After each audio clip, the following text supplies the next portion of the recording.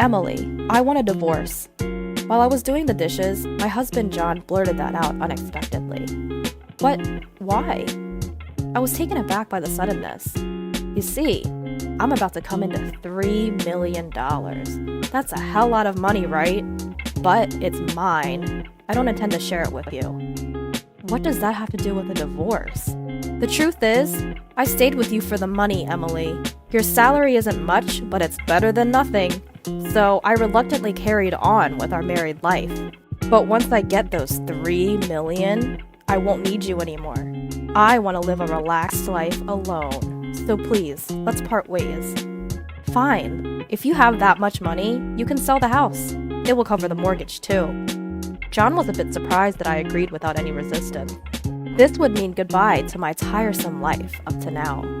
I slammed some papers onto the table in the living room. My name is Emily. I love children and work as a preschool teacher. I met John, who is 2 years older than me, through a friend's introduction, and we've been married for almost 8 years now. We bought a house thinking about having children, looking forward to happy days ahead. That's what I thought during our newlywed days. But soon after we got married, John's attitude completely changed. He became more and more obsessed with money. Before we got married, he would tell me my job was a wonderful job. But then he started saying, Emily, all you have to do is play with kids. I'm working my ass off here. You've got a good gig. I bet they call people like you a freeloader. Those words soon became his catchphrase. Being a daycare teacher is tough too. Each child has a different personality. And above all, we are entrusted with our lives. There's no such thing as an easy job. But he didn't listen and ignored my complaints. I was so frustrated and upset. The reason we don't have children, even though we've been married for 8 years, is also due to this. He would say, if you have time to make babies, you should work more. Don't tell me you're planning to quit your job using a baby as an excuse. We have a mortgage and taxes to pay, you know? What are you thinking? Don't ever talk about having kids again. I was yelled at and couldn't say anything back. Sure, John is older and has a career, so his income is higher than mine. But the gap isn't that big. It's only a difference of a few $1,000s, and yet he acts high and mighty every time. I take pride in my job and feel fulfilled every day. So being looked down upon for such unreasonable reasons was humiliating. John's words pierced my heart, and I would often cry quietly by myself.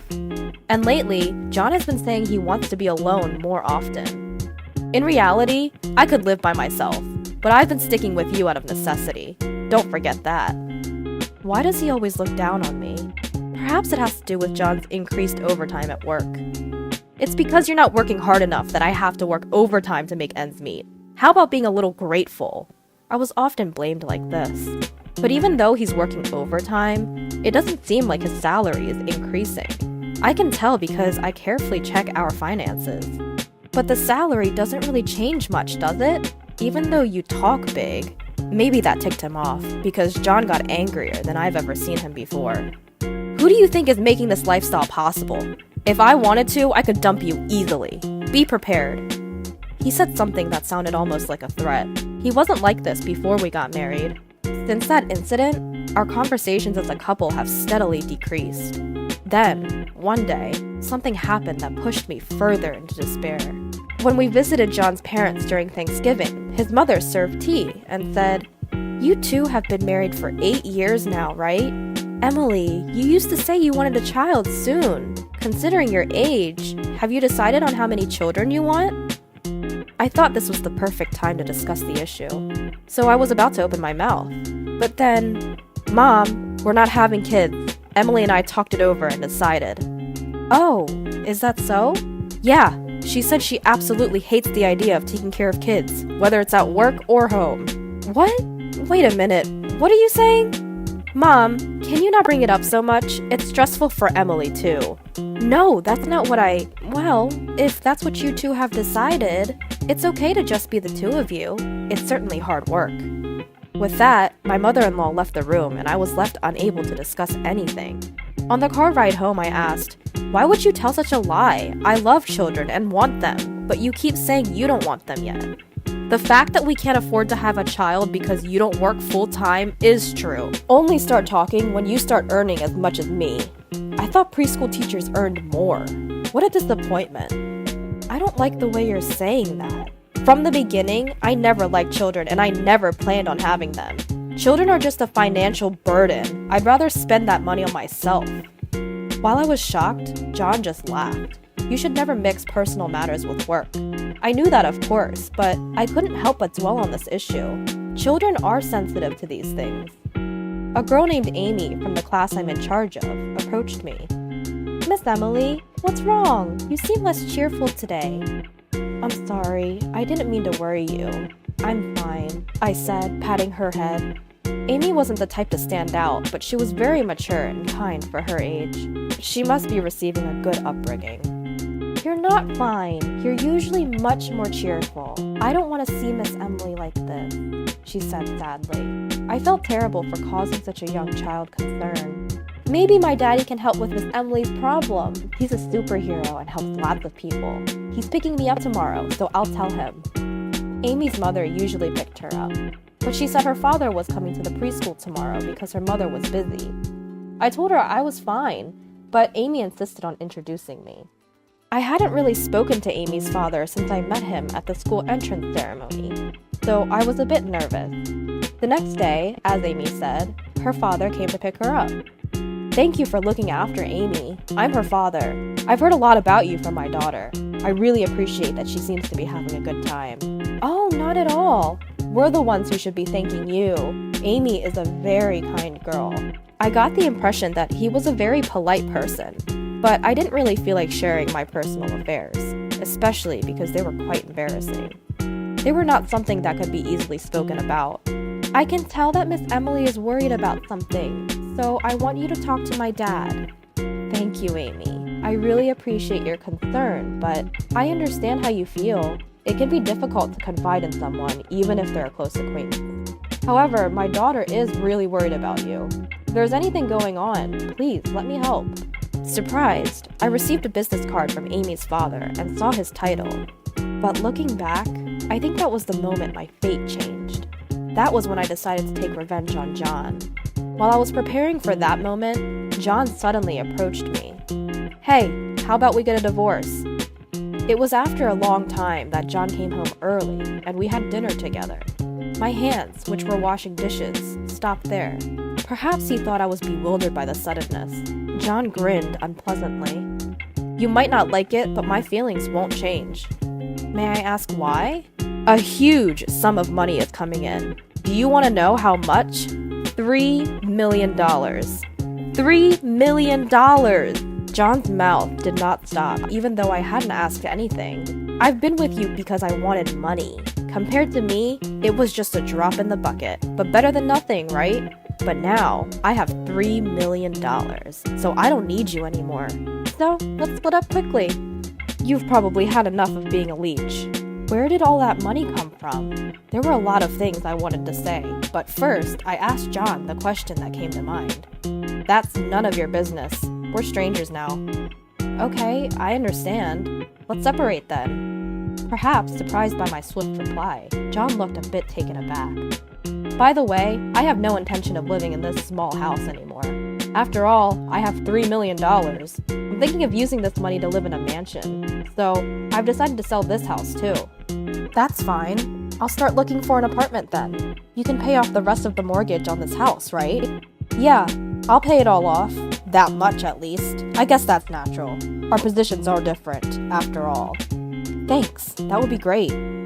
With that, I decided to take action. John watched me move briskly with a curious look, and so began a series of busy days, packing and looking for an apartment. Once the divorce was more or less settled, I set up a time to talk to John again. I'll leave the mortgage payments to you, John. I don't want to argue about whether I set it or not in the future, so I've prepared a written agreement that includes all these points. Please sign it. Fine, as long as you don't start grumbling about it later. I always wondered why John always had to add an unnecessary remark. A surge of irritation welled up in me, but I managed to keep my temper. John, who had been perusing the divorce agreement, suddenly stopped in his tracks.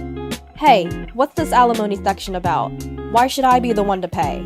If anything, Emily, who doesn't work full-time, should be the one paying. You thought you could hide it from me? "You're so naive," I replied, calmly laying out some documents on the table. Upon seeing this, John's face turned increasingly pale. "Thanks for all the overtime work you've been doing every day. I appreciate all your hard work. You love your job, don't you, John? It must be fun to be with your mistress." There was a photo of John and a woman arm in arm, looking quite friendly with each other. "This woman, she's just a junior colleague. It just looks like we're arm in arm. Is this your attempt to catch me out? You're still going to say that, huh? Then how about this?" I thrust another photo at him. It showed John and the same woman entering a hotel. I thought this would break him, but for some reason, he lashed out again. "This must be a fabrication. Don't you know how advanced photo manipulation technology is these days? Do you really think you can fool me with this?" I let out a heavy sigh. I hadn't expected him to be this stubborn, but I had anticipated this and made preparations. This isn't something I took. I think they'll be here soon. Just then, the doorbell rang. John looked flustered, unsure of what was about to happen. I went to the front door to greet them and led them back to the living room. "This is my attorney. These evidences were requested from a private detective agency, so there's no way they could be fabricated. If you have any doubts, should I call them right now?" "Pleasure to meet you. I'm Kessler, Emily's attorney. From now on, we'll be discussing the divorce proceedings through me. Now, do you have any issues with the photographs? I'll be happy to answer all your questions."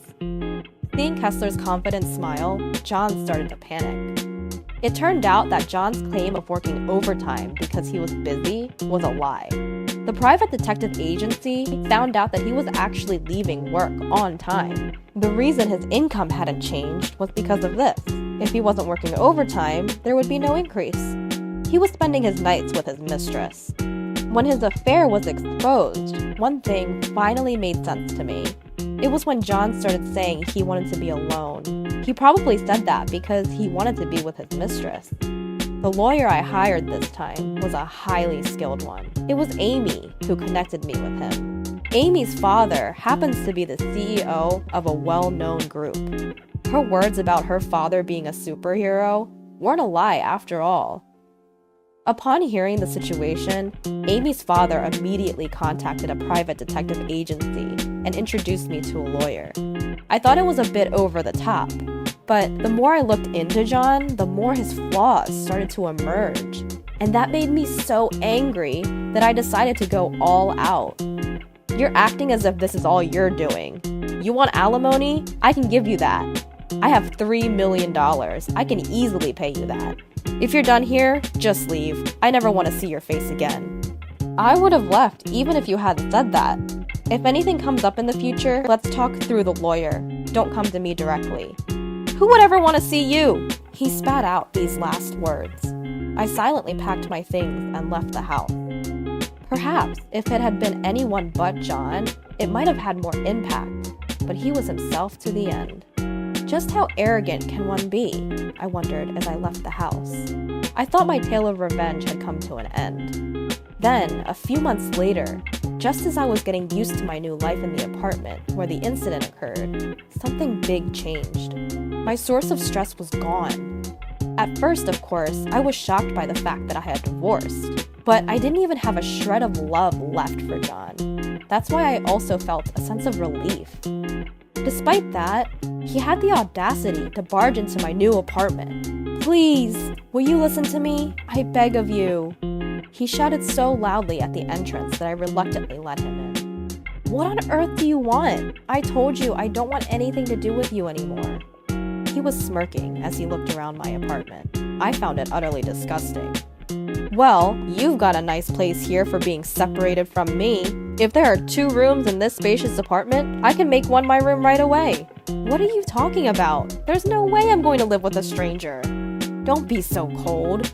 We were once a couple, remember? We've officially become strangers through the legal process. Now what is it you want?" "Don't talk like that, Emily. It's scary." "Well, I just realized that I need Emily. I bet you'd have a better life with me, wouldn't you? You were living in a mansion with your mistress. I guess you were just with me out of necessity. I don't need to be with you." No, that was just a moment of confusion. I need Emily. You're just being stubborn, aren't you? Didn't you tell me you didn't need me anymore because you were getting $3 million? Why don't you find your next wife with that money? No, you're wrong. John started crying all of a sudden. The truth is, I said I was getting $3 million because I thought I had won the lottery, but when I looked closely, the numbers were wrong. I jumped the gun. What on earth is he talking about? I was so dumbfounded that I couldn't say a word. I've been looking for a reason to leave you. That's why I think I misread the numbers. I thought that if I got $3 million, I could divorce you right away and do whatever I wanted. When he saw the cold look in my eyes, he hurriedly added, "But I want you to feel reassured. I ended my relationship with her. From now on, I'll only love Emily. So let's start over. You still love me, don't you?" What are you saying? I don't know anything about that. You can do whatever you want. Please help me. I thought I was getting $3 million and I badmouthed my boss and quit my job. I can't ask him to take it back now. And what is worse, as soon as my love found out I didn't have any money, she stopped contacting me. It seemed like John was abandoned by his mistress. Of course, no one would want a man who was divorced, jobless, penniless, and homeless. That's why I can't pay my loan and I don't have a place to live. Emily, you're my only hope. I told you, I don't know anything about it. If you stay here any longer, I'll take appropriate measures. Did you forget about the pledge you signed when we divorced? If you break your promise, I'll claim 5 times the alimony. That's enough! You? John, in a fit of anger, raised his hand. Is that what you're going to do? If you lay a hand on me, I'll call the cops right away. You could be charged with assault. This apartment complex has security cameras, so even if you run, your face will be clearly captured. John turned pale at these words. Get out, now, or I'll report you for trespassing. At the mention of a report, John fled. There was a sound like someone tumbling down the stairs, but I simply shut the door without concern. Since then, John never came back. Later, my in-laws came to apologize to me. They seemed not to have anticipated such a situation. When I asked them about John's situation, they told me he had fractured his leg falling down the stairs that day. He had to be hospitalized for 2 months, which caused his expenses to pile up. However, he also had a mortgage and alimony to pay me, so he needed to find work as soon as possible. He begged his boss to let him work from home and rescind his resignation, but he had been quite rude when he quit, and they wouldn't let him come back. My in-laws fronted the alimony, so he also had that and the mortgage to repay. He's going to have a tough time. He really brought this on himself. Once things had settled down, I went to visit Amy's house. When I told Amy's father that everything had been resolved, he was very pleased. I've always wanted to meet you since Amy often talks about you. I didn't expect it to happen like this. I just made a few calls. I'm glad it worked out. I'm so happy to see Miss Emily smiling again. She could really be called a life changer. I'm overwhelmed with gratitude. My husband looked down on me, but because I was a preschool teacher, I am who I am now. I deeply felt the importance of cherishing every encounter. I love my job more than ever and want to keep doing my best.